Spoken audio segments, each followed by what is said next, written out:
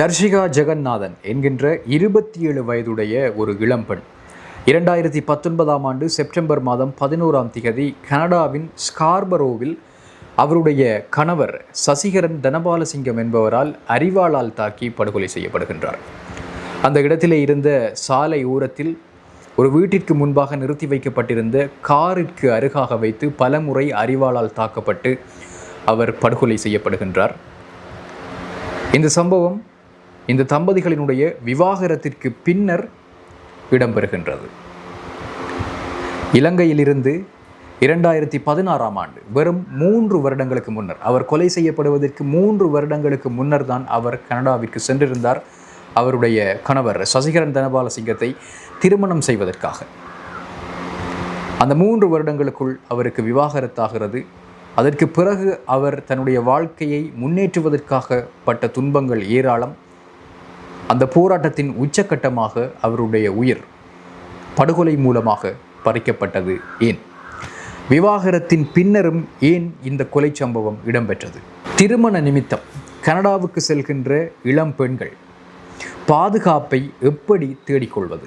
Canada போன்ற நாடுகளில் இலங்கையில் இருந்து செல்கின்ற ஒரு பெண் தனித்து வாழ்ந்து வேலை பார்த்து பாதுகாப்பாக வாழ்வது எப்படி?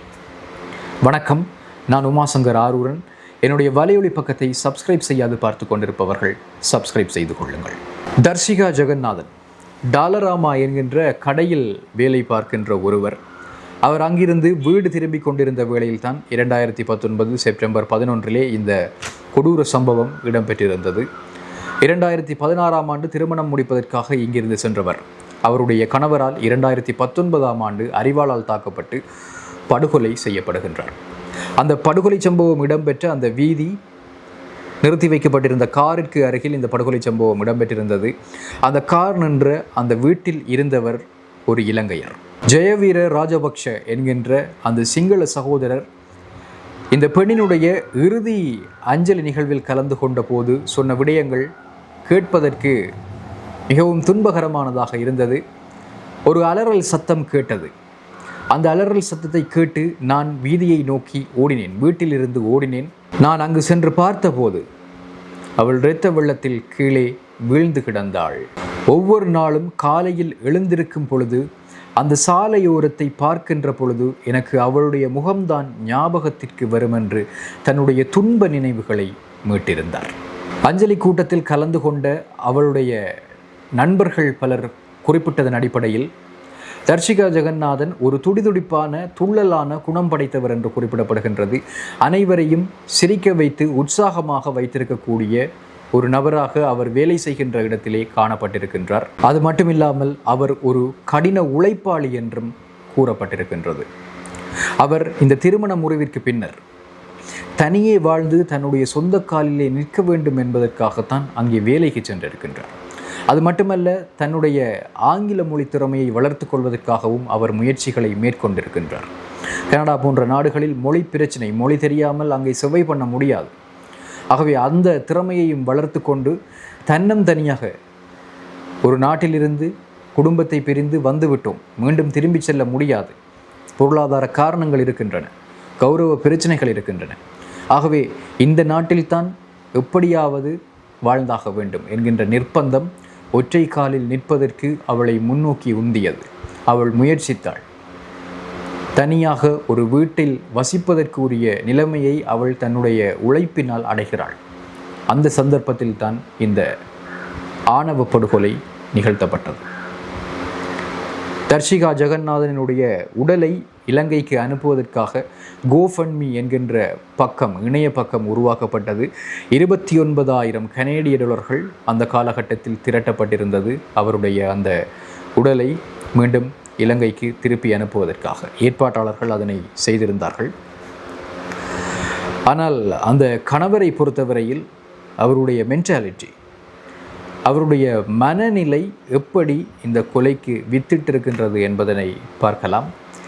உண்மையில் இங்கிருந்து செல்கின்ற பெண்கள் இவ்வாறான நபர்களை தங்களுடைய துணையாக கொள்ளுகின்ற பொழுது எப்படி விழித்து கொள்வது என்பதனை நாங்கள் நிச்சயமாக ஆராய வேண்டும். இங்கிருந்து செல்கின்ற பெண்கள் நிச்சயமாக இவ்வாறான சம்பவங்கள் தொடர்பான விழிப்புணர்வோடு செல்ல வேண்டும் என்பது என்னுடைய எதிர்பார்ப்பு. ஏன் இது நடக்கிறது, இப்படியான சம்பவங்கள் ஏன் நடக்கிறது என்பதனை பார்ப்போமாக இருந்தால், இந்த மாதிரியான துணை கட்டுப்பாட்டு மனப்பாங்கோடு இருப்பார்கள். அதாவது ஒரு கண்ட்ரோல் பண்ணணும், மனைவியை எப்படியாவது கண்ட்ரோல் பண்ணணும். சிலர் தங்களினுடைய அந்த ரிலேஷன்ஷிப்பை, உறவை உடைமையாக பார்ப்பார்கள். தங்களுடைய ஒரு சொத்து, அசெட், அது என்னுடைய கண்ட்ரோலில் தான் இருக்கணும் என்ற போகும் நினைப்பினம். பிரிவு நடந்தால் அதனை ஏற்க மாட்டார்கள். அதனை ஏற்க முடியாமல் கோபம் மற்றும் பழிவாங்கும் குணங்கள் அவர்களுக்குள் உருவாகும். அடுத்தது பொறாமை, சந்தேகம். துணை ஒருவர் தனியாக வாழ தொடங்குவது அல்லது முன்னேறுவது சிலருக்கு அச்சத்தையும் பொறாமையையும் கொடுக்கும். தர்ஷிகாவினுடைய விடயத்தில் அதுதான் நடந்தது. அவர் டிவோர்ஸ் எடுத்துட்டார், தனியாக போய் வேலை செய்கிறார், முன்னேறார், ஆங்கிலம் கற்கின்றார், சொந்த காலில் ஒரு வீடெடுத்து சுயமாக தனித்து வாழுகின்றார். அதனை பொறுக்க முடியாமல் பொறாமையும் சந்தேகமும் அவருடைய முன்னேற்றத்தை பார்த்து அச்சமும் பொறாமையும் எழுந்ததுதான் இந்த கொலை நிகழ்வதற்கான காரணமாக இருந்தது. அடுத்தது மனநலம் மற்றும் உணர்ச்சி கட்டுப்பாடு குறைவு. கோபத்தை அவர்களால் கையாள முடியவில்லை. இந்த நபரால் திடீர் கோபத்தை கட்டுப்படுத்த முடியவில்லை. அடுத்தது இப்படியான ஆட்கள்கிட்ட கவனிக்க வேண்டிய முக்கியமான சிக்னல், இதற்கு முன்னர் வன்முறையில் ஈடுபட்ட பொழுது எப்படி அவர்கள் நடந்திருக்கின்றார்கள் என்பது. இந்த உறவில் முன்னராகவே அச்சுறுத்தல்களை அவர் விடுத்திருக்கின்றாரா, தாக்கி இருக்கின்றாரா, அது எவ்வளவு தூரம் தீவிரமான தாக்குதலாக இருந்திருக்கிறது, எவ்வளவு தூரம் அபாயகரமானதாக இருக்கிறது, இவற்றையெல்லாம் அனலைஸ் பண்ணி வைத்து கொள்ள வேண்டும். அடுத்தது சமூக கலாச்சார காரணங்கள். பெண்கள் மீது ஆதிக்கம், விட்டு சென்றால் அவர்களை தண்டிக்க வேண்டும், இது போன்ற மனப்பாங்கோடு சில ஆண்கள் இருப்பார்கள். அப்படிப்பட்ட ஒருவர் தான் இவர். ஆகவே அவையெல்லாம் தவறான நம்பிக்கைகள். பிரிவு காலத்தில் ஏற்படுகின்ற அபாயம். டிவோர்ஸ் எடுத்ததுக்கு பிறகு ஒரு உறவு முறைகின்ற அந்த காலப்பகுதி மிகவும் அபாயகரமான காலப்பகுதியாக கணவன் மனைவியிலேயே காணப்படுகின்றது. ஆகவே அந்த காலத்தில் மிக மிக விழிப்போடு இருப்பது பெண்களுக்கு அவசியமானதாக இருக்கின்றது.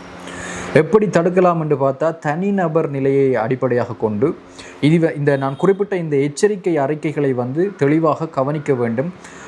கண்காணித்தல், உங்களை கண்காணிக்கின்றாரா என்பதனை பார்க்க வேண்டும், மிரட்டல் விடுக்கின்றாரா என்பதனை பார்க்க வேண்டும், கட்டுப்பாடு விதிக்கின்றாரா என்பதனை பார்க்க வேண்டும், பொறாமை உணர்வோடு செயல்படுகிறாரா என்பதனை பார்க்க வேண்டும். இவற்றையெல்லாம் நார்மலாக நீங்கள் ஒப்சர்வ் பண்ணினாலே உங்களால் சில எதிர்வு கூறல்களை எடுத்துக்கொள்ள முடியும். அடுத்தது வாயை விட்டு உதவி கேட்கணும். நண்பர்கள்ட்ட சொல்லணும், உறவினர்கள்ட்ட சொல்லணும், குடும்பத்தவர்களுக்கு சொல்லணும்.